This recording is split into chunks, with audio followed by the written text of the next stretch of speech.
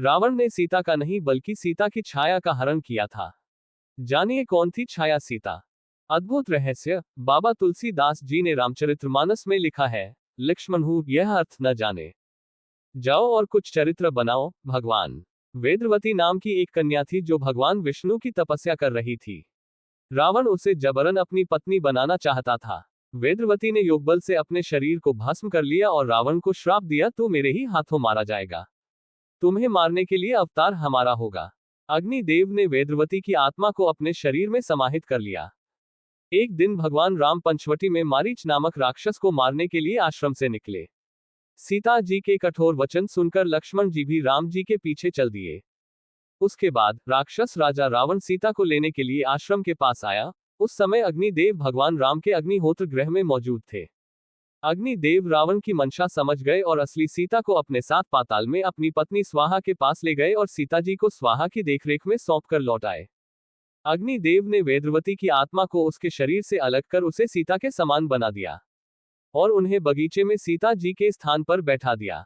रावण उसका अपहरण कर लंका ले आया। बाद में जब रावण मारा गया तो अग्नि परीक्षा के समय वही वेदवती अग्नि में प्रविष्ट हो गई।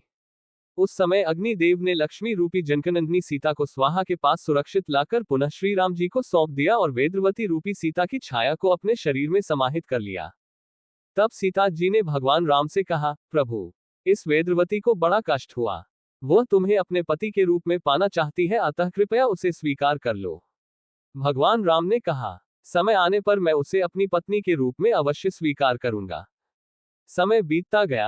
राजा आकाश ने राजयज्ञ करने के लिए अरणी नदी के तट पर भूमि को शुद्ध करवाया। जब पृथ्वी को सोने के हल से जोता जा रहा था, तब राजा ने मुट्ठी भर बीज बिखेरते हुए देखा कि पृथ्वी से एक कन्या प्रकट हुई है, जो कमल के बिस्तर पर सो रही है। वह सुनहरी पुतली के समान सुंदर लग रही थी।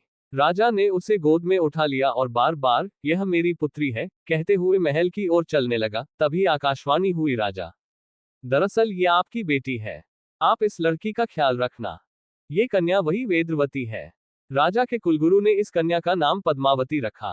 धीरे धीरे समय बीतता गया और लड़की जवान हो गई। कन्या का विवाह वेंकटाचल निवासी श्रीहरि से हुआ था।